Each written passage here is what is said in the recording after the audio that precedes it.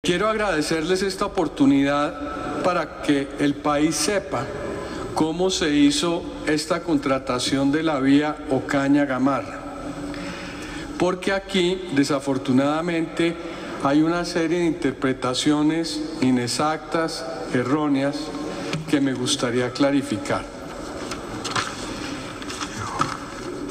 Una cosa muy importante sobre la ANI, la entidad que yo lidero actualmente, es que es una entidad que se ha considerado ejemplar, no solo en Colombia, sino a nivel internacional, por la forma en que ha llevado sus licitaciones y la forma en que gestiona sus contratos. No lo digo yo, lo dicen dos publicaciones de gran prestigio a nivel internacional, la publicación P3 y la publicación Euromoney, que nos dieron el premio respectivamente en el año 2014 y 2016 de ser la mejor entidad de APP en este continente.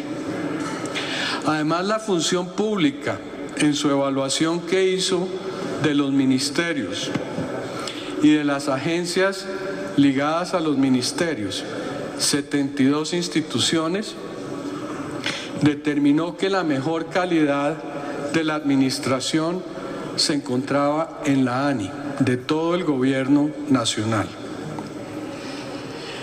Y la forma en que nosotros llevamos a cabo esta adición en el caso de Ocaña-Gamarra no es la excepción. Como todo lo demás que hemos hecho, se hizo con el mayor rigor, a la luz pública y en un periodo de 2 años y medio en que pudo tener el escrutinio no solo de nuestros propios órganos en la ANI, de los interventores, sino de todo tipo de entidades a nivel nacional, como el Ministerio de Transporte, el Ministerio de Hacienda, el Departamento Nacional de Planeación, el COMPES y el CONFIS. Aquí no hubo corrupción. Aquí lo que se hizo fue la contratación de una obra muy importante para el país y se hizo mediante un mecanismo que permite la ley. La ley permite las adiciones y las adiciones siempre se han hecho en este gobierno y en el gobierno anterior. En el gobierno anterior se hicieron muchísimo más adiciones que las que hicimos nosotros. Y las adiciones hacen sentido cuando le traen un beneficio económico al país. ¿Y cuál era el beneficio económico de esta adición? Que se podía hacer sin recursos públicos. Ustedes saben, miembros del Congreso que aprueban el presupuesto, la escasez de recursos públicos que tenemos. Todas las obras que podamos hacer sin recursos públicos son obras que liberan recursos públicos para otras obras prioritarias. En ese sentido, me gustaría contarles por qué se hizo la adición y cómo se hizo. ¿Cuál era la importancia estratégica o cuál es la importancia estratégica para este tramo entre Ocaña y Gamarra? ¿Cómo se financió? ¿Por qué decidimos hacer una adición y no una licitación pública? Por cierto, aquí varios senadores han preguntado si se hizo una licitación privada. Lo preguntó el senador Barón, lo preguntó el senador Andrade, lo preguntó el senador Velasco. Ya les daré los detalles, pero sí se hizo una licitación privada, como lo exige el contrato y con las garantías que exigía el contrato. Les voy a contar también cómo se llevó a cabo el proceso, cómo ha actuado la ANI con relación a Odebrecht y qué estamos haciendo ahora. ¿Qué estamos haciendo ahora para proteger los intereses de la nación, pero también para lograr que esta importante obra se reanude cuanto antes? Porque como estaba diciendo aquí el senador del Partido de Acción Democrática, es muy importante reiniciar estas obras cuanto antes. Entonces vayamos punto por punto. Arranquemos sobre la importancia de esta vía. El puerto de Gamarra es el primer puerto en el río Magdalena, o el último puerto en el río Magdalena viniendo desde Barranquilla, donde siempre hay navegación. A partir del puerto de Gamarra, dependiendo del dragado, dependiendo de las lluvias, puede hacer falta la navegación. Por eso Gamarra es tan importante. Y por eso Gamarra, desde que se inició la apertura en el COMPES que se tuvo en el año 94 de lo que es la Red Nacional para la Competitividad, y luego en el COMPES del 95 para desarrollar el río Magdalena, se estableció Gamarra como uno de los puertos clave que teníamos que desarrollar, y obviamente las vías de acceso al puerto de Gamarra. Gamarra es uno de 4 puntos estratégicos a lo largo del río Magdalena para lograr la intermodalidad que estamos buscando. Esos puntos son Gamarra, Barrancabermeja, Puerto Berrío y Puerto Salgar. Pero no solo es muy importante el acceso a Gamarra, y así lo han dicho siempre todos los COMPES, pero es muy importante el acceso a Ocaña. Ocaña, como lo decía aquí el senador Cristo, es parte de una región del país que abandonamos. Cúcuta y norte de Santander fueron olvidados por Colombia. Las conexiones por tierra entre Cúcuta y el resto del país eran y todavía son bastante precarias. ¿Por qué? Porque Cúcuta tenía comercio con Venezuela. Cuando llegó el régimen actual venezolano y comenzamos a sufrir los problemas del comercio con Venezuela, fue que quedó evidente que teníamos que recuperar muchas décadas, pero muchas décadas de abandono a las vías a Cúcuta. Y por eso nos propusimos en el programa de autopistas de 4G de construir y mejorar las especificaciones de los 2 ejes que conectan a Cúcuta con el resto del país. El eje entre Bucaramanga, Pamplona y Cúcuta, que ya fue contratado a través del programa de 4G, y el eje entre Agua Clara, Ocaña y Cúcuta. Ese es el segundo eje. Para ese eje no teníamos dinero, no teníamos recursos públicos.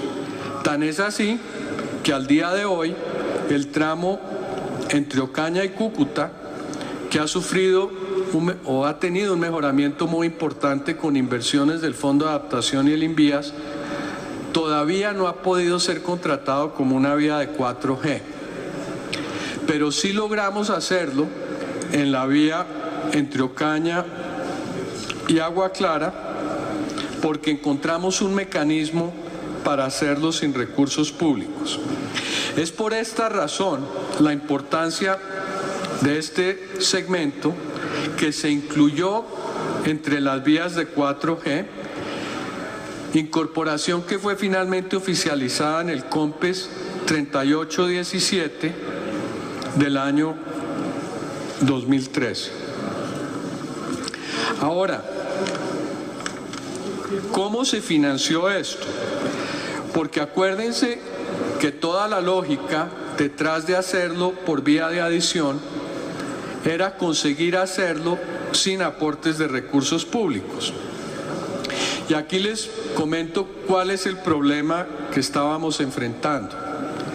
La vía Ocaña-Gamarra, aunque tiene una importancia estratégica muy grande, hoy en día no tiene mucho tráfico, así lo dijo el senador Uribe.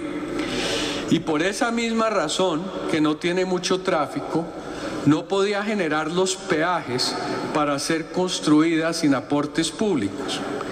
De hecho, en las simulaciones que hicimos, íbamos a requerir 3 billones de pesos de aportes públicos en un periodo de 25 años para poder hacerlo.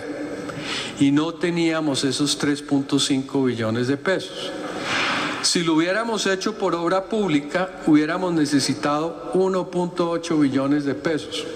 Y no teníamos 1.8 billones de pesos. Entonces, encontramos una forma de hacerlo. ¿Y cómo lo hicimos? La Ruta del Sol estaba teniendo un tráfico mayor al esperado. Entonces podíamos mantener el mismo plazo y hacer más obras. Pero si fuera de eso, nosotros aumentábamos los peajes y le reducíamos el nivel de rentabilidad al contratista, lográbamos hacer esta gran vía sin poner más recursos públicos. Y eso fue lo que hicimos. Logramos bajar el retorno para el accionista de 11.3%, que era el del contrato original que fue licitado en el año 2009, a 7.75%.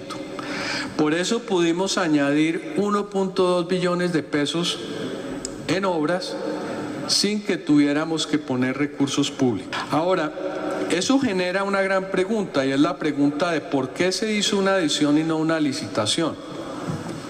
Y aquí voy a ser muy preciso en el lenguaje, porque esa es parte de la confusión que se ha generado. Obviamente, si queríamos aprovechar los peajes de la Ruta del Sol, teníamos que hacer una adición, y eso fue lo que hicimos.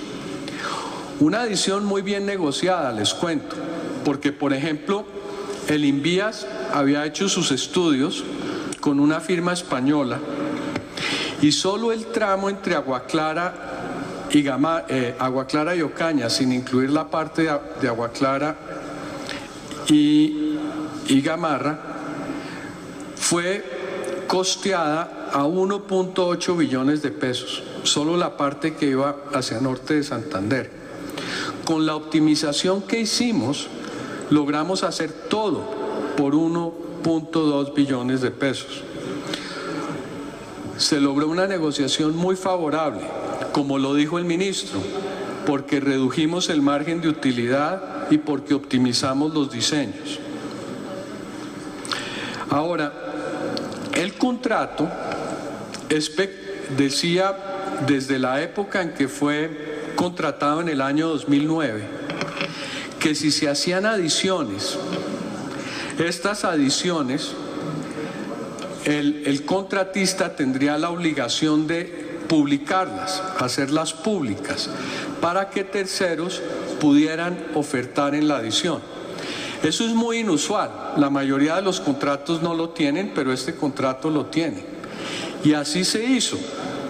El contratista de la Ruta del Sol publicó en La República y publicó en El Espectador el 12 de noviembre del 2014 un primer aviso, el 19 de noviembre del 2014 un segundo aviso, dio un mes para que dijeran si tenían interés en presentar propuesta, no una entrega de propuesta, y nadie demostró interés. Ahora, eso no es lo que a nosotros nos gusta, que nadie demuestre interés, y por lo tanto presentó solo una oferta la empresa que es de los mismos socios de la concesionaria. Eso es un hecho. Pero sí se siguió el procedimiento de licitación privada que exigía el contrato.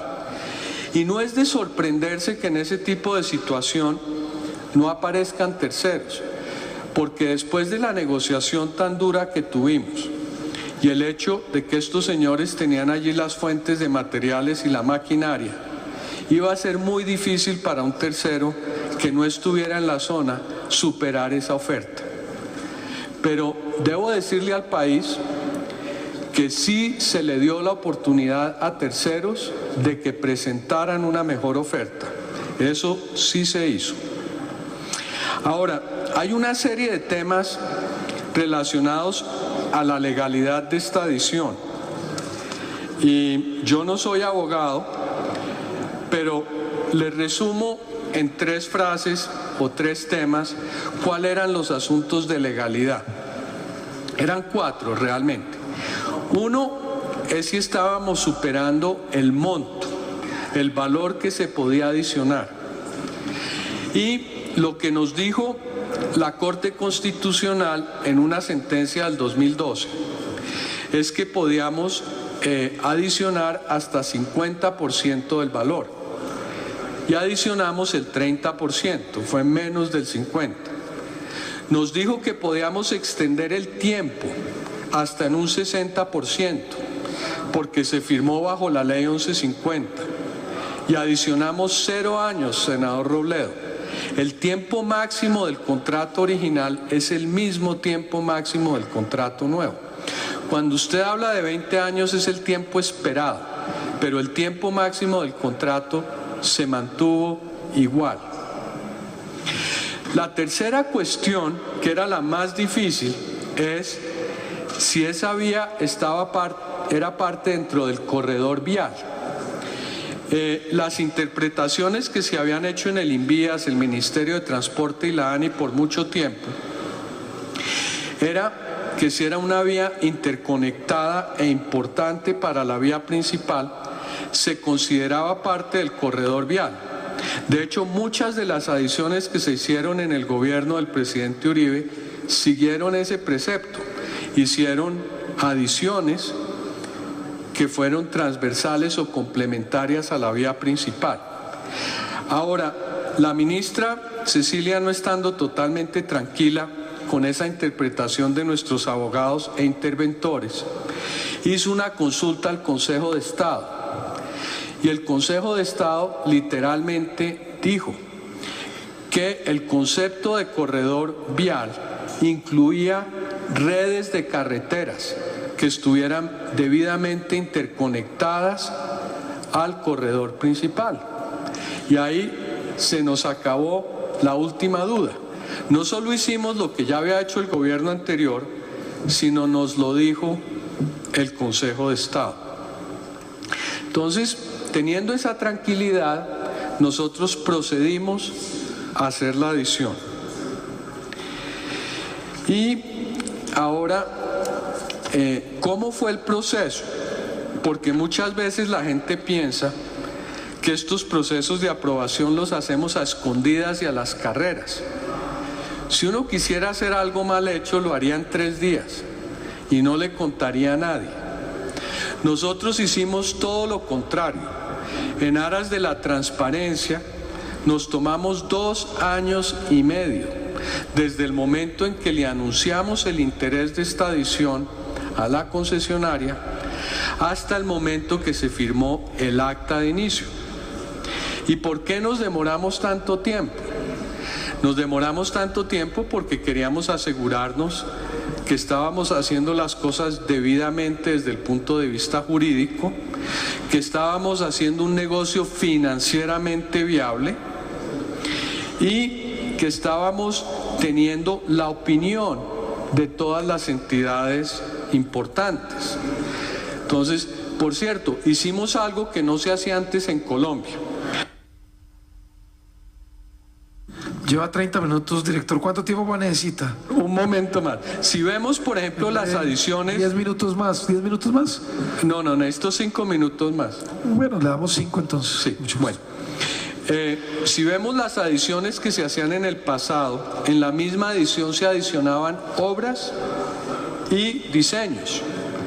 Nosotros, para darle transparencia a esto, hicimos primero una adición de diseños para poder negociar bien lo que se iba a hacer. Y luego hicimos la adición de obras. Por eso procedimos de esta forma. Ahora, ¿qué estamos haciendo ahora? Estamos tratando de la forma más diligente posible de reiniciar las obras. Estamos trabajando en un proyecto de adición presupuestal que está aquí ante el Congreso, que permite transferir los recursos de la ANI al INVIAS para que arranque las obras públicas de inmediato. En eso les pido su ayuda aquí en el Congreso. Les pido en el Congreso de la República que nos aprueben esa transferencia de recursos de la ANI al INVIAS para poder iniciar obra pública cuanto antes. Y estamos también trabajando con mucha diligencia en tener la nueva concesión lista. Ya arrancamos la estructuración y esperamos tener las aprobaciones. Ahora, habían unas preguntas específicas que hizo el señor Robledo. Me gustaría contestarlas, pero no sé si puedo tener el tiempo para hacerlo.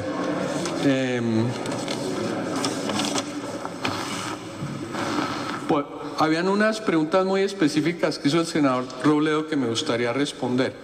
Por ejemplo, la primera, ¿por qué terminamos de mutuo acuerdo? Por dos razones. Una es que nos llegó una orden de la Superintendencia de Industria y Comercio que teníamos que terminar. Nosotros ya estábamos en el proceso de terminar el contrato. De hecho, habíamos puesto una demanda de nulidad ante el Tribunal de Arbitramiento. Pero nos llegó una orden de la Superintendencia que nos dio 3 días. Entonces, a pesar de que ya veníamos negociando, tocó cerrar esa negociación. ¿Y por qué queríamos hacer esa negociación? Porque en esa negociación desistieron de las demandas que tenían contra nosotros. Y nosotros desistimos de unas pretensiones que teníamos en el tribunal a cambio, que eso es verdad, pero nosotros no desistimos de la posibilidad de demandar al contratista por los daños que le haya podido causar al país. Y en este momento estamos analizando cómo hacer esa demanda. Un punto muy importante, cuando la superintendencia comenzó a analizar los balances de Odebrecht, se dio cuenta de que las compañías de Odebrecht en Colombia no tenían plata. Y nosotros queríamos negociar que ellos dejaran cualquier saldo que pudiera quedar de la liquidación para responder por los daños que causaron. Y aceptaron esa demanda. Por eso nosotros lo hicimos así. ¿Por qué comenzamos a pagar proveedores y empleados? Por sentido común, porque hay que hacerlo. Pero también nos pidió un juez de acción popular que lo hiciéramos. Por eso hicimos la terminación. La terminación la hicimos, tal vez nos hubiéramos demorado un poco más dentro del proceso de nulidad, pero la hicimos porque nos llegó una orden. La hicimos para poder iniciar los pagos antes de que se terminara la liquidación completa. Y la hicimos para que ellos renunciaran a sus 700.000 millones de pesos de pretensiones. ¿Por qué no declaramos la caducidad? Nosotros no tenemos miedo de declarar caducidades. De hecho, le declaramos la caducidad en Navelena. Pero no declaramos la caducidad en la Ruta del Sol porque no se habían configurado las causas en ese momento. Nosotros tenemos una demanda de nulidad en curso, pero no podíamos declarar la caducidad. Y sí teníamos que cumplir en un plazo de 3 días una orden de terminación que nos dio la Superintendencia de Industria y Comercio. ¿Por qué no utilizamos el arsenal de medidas que usted mencionó, senador Robledo? Porque nuestros abogados llegaron a la conclusión de que hasta que no hubiera un acto juzgado en Colombia de corrupción contra la administración pública colombiana, teníamos que presumir la inocencia. Ese acto todavía no ha ocurrido. Esperamos que ese acto ocurra en 2 semanas. El 8 de mayo es la sesión de sentencia anticipada del señor Gabriel García. Con esa sentencia anticipada ya tendremos el primer fallo judicial que establece que efectivamente se llevó un delito contra la administración pública. El presidente Uribe mencionó el tema de los valores unitarios. Ahí yo le debo decir, presidente, que el INVIAS había hecho un estudio previo con una firma española en fase 3 y solo la parte entre Agua Clara y Ocaña le había dado 1.8 billones de pesos. Nosotros hicimos todo por 1.2 billones de pesos. ¿Por qué el costo tan alto? Porque es montaña. ¿Por qué el costo tan alto? Porque estábamos subiendo las especificaciones de la vía para poder tener una velocidad operacional mucho mayor. Si hubiéramos hecho la vía con los costos que calculó el Invías, nos hubiera costado muchísimo más dinero. En fin, yo creo que con esto cubrimos las principales preguntas y quiero dejarles un mensaje final. Nosotros en la ANI estamos comprometidos a sacar el país del atraso vial en que está. Tenemos el programa más ambicioso que se ha hecho en la historia del país y estamos comprometidos con la transparencia y estamos comprometidos con hacer las cosas bien. Y le damos la bienvenida a estos debates porque todo lo que hemos hecho, lo hemos hecho abierto para que todos lo miren, para que todos pregunten, y nos da mucha satisfacción poder responder todas estas preguntas que ustedes hicieron el día de hoy. Muchas gracias.